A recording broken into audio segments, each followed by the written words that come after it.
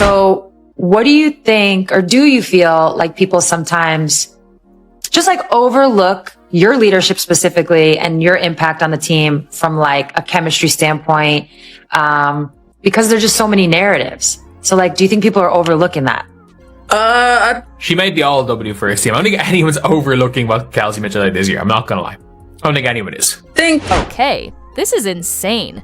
Kelsey Mitchell just appeared on Sue Bird's podcast and basically confirmed what everyone's been quietly whispering behind the scenes. And check this out, she didn't just discuss playing with Caitlin Clark. She revealed she actually had to meet with the Fever organization because things weren't functioning how they should have. But here's the twist. What she said about Caitlin herself. That's where it all gets tricky. Because when you really listen to her words, you start to see there's a serious issue growing in Indiana that no one wants to mention. And by the end of this video, you'll know exactly why this could either save or shatter the entire franchise. Because there's just so many narratives. So like, do you think people are overlooking that?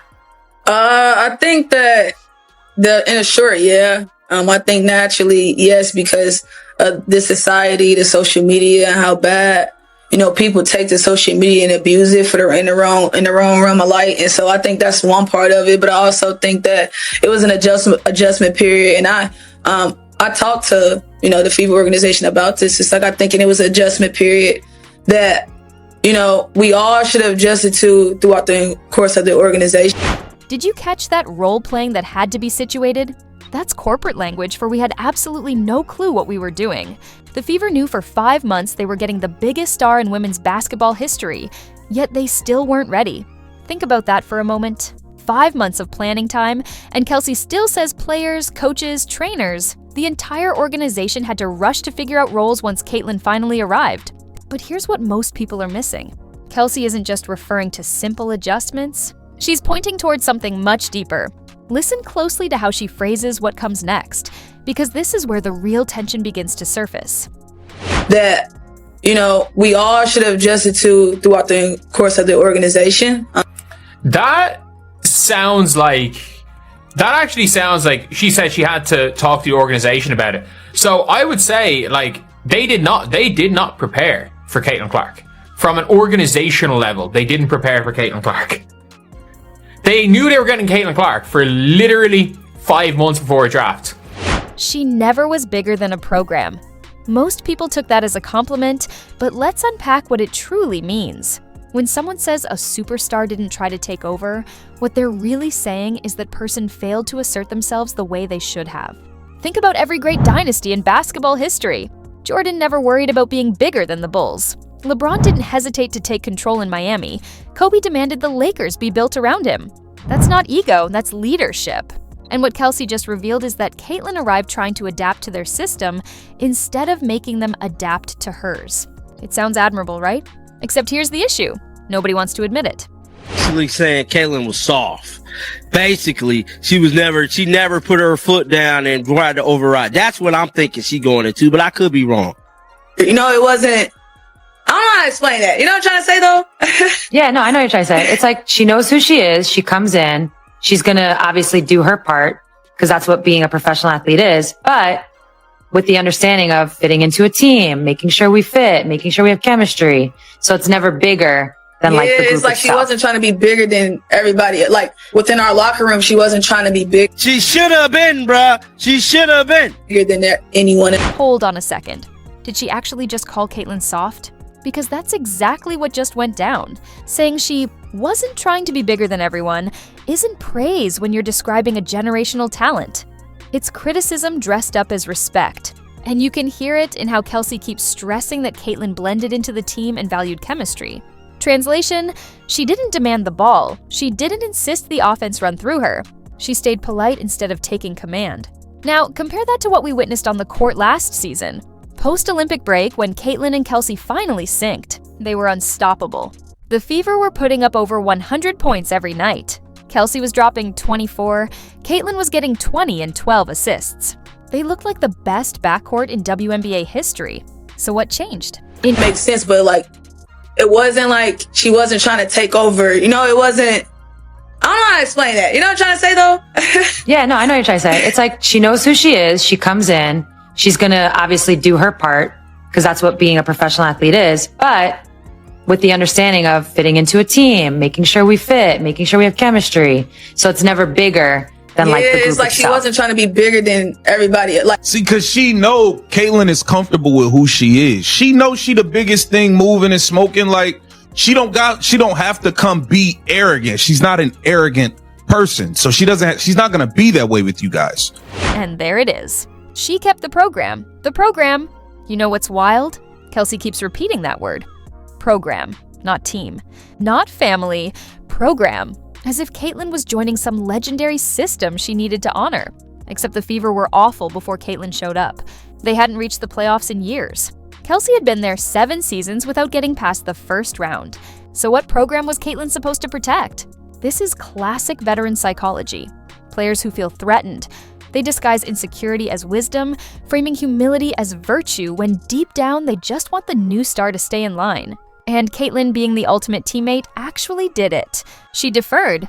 She created. She elevated everyone around her instead of demanding they elevate her. Which leads to the giant elephant in the room that's tearing this partnership apart before it can even reach its peak. I don't know if that makes sense, but like, No, it very much makes sense. And you know what? Like, she wasn't even asked about Caitlin Clark. And like, there's no matter what, I mean this when I say this. No matter what happens, even if I don't think Kelsey Mitchell wants to leave. It's going to take, these two have had 10 games together in a system where they were able to run, both of them were able to play, and they were both healthy. See, what just happened there? Kelsey praised Caitlyn for keeping her passion when she didn't play and when injuries hit. But think about why that even needed to be said. The subtext is harsh. Caitlyn had to prove she could stay locked in even when she wasn't the centerpiece, even when the offense didn't revolve around her, even when Kelsey was taking tough contested jumpers instead of passing. And Caitlyn passed that test, something Kelsey clearly respects. But here's what's quietly tearing this situation apart from within. Stephanie White came in and instantly declared Kelsey Mitchell her top priority. Not the generational star who single-handedly reshaped the entire league. Not the player who sells out every arena and brings millions of new fans. The veteran who's been solid but never elite. And that one decision has caused a fracture that's ready to explode. Assert her power too much, and you got to respect that. But now we have gotten to a point, truthfully, Kelsey, and I rock with Kelsey. Kelsey's a killer. You know what I mean? Obviously we got a little crazy with Kelsey because there was a certain point in time, beginning of the season last year, she wasn't passing, but post-Olympic break, she was great. We got on her once her sister started making comments online and doing all that. She was doing too much. You got her under control. Cool. But I think now we are at a point where Caitlyn does need to start doing some of the things you said she don't do, like asserting her power. You're like my little sister. Did you catch that shift? That's not just affection. That's hierarchy. Big sister, little sister, veteran, rookie. The one who's been around versus the one who's supposed to learn. Except Caitlyn isn't just any rookie. She's the most accomplished player ever to enter the WNBA. She shattered every major college basketball record. She's already better than Kelsey will ever be, and everyone knows it. But the Fever's entire setup is built on pretending that's not reality. And this is textbook organizational dysfunction. When you have a generational talent, you don't make them fit into your system. You tear it down and rebuild around them. Golden State didn't tell Steph Curry to fit into Mark Jackson's offense. They hired Steve Kerr and changed basketball forever. The Lakers didn't tell Kobe to defer to veterans. They traded Shaq and handed Kobe the keys. But the Fever, they're trying to have it both ways. talk about a kid in the candy store, that's Caitlyn. Yeah. Tutu, she is, but in a good way. She's a live light. And she her personality shows in her game, and it's dope for her. Guys, Now, in your going locker back to what I was saying in the beginning, man, with the media, and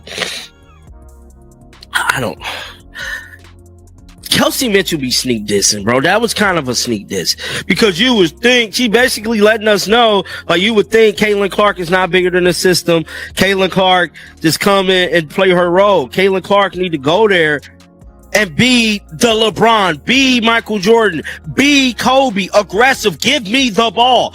She's claiming basically so many words. Caitlin ain't doing. Now here's where things get really messy, because Kelsey isn't completely wrong. She's absolutely right that Caitlyn needs to be more assertive. The issue is why Caitlyn isn't being assertive. And it's not because she's soft or inexperienced. It's because she's stuck in an impossible situation. Just look at this season.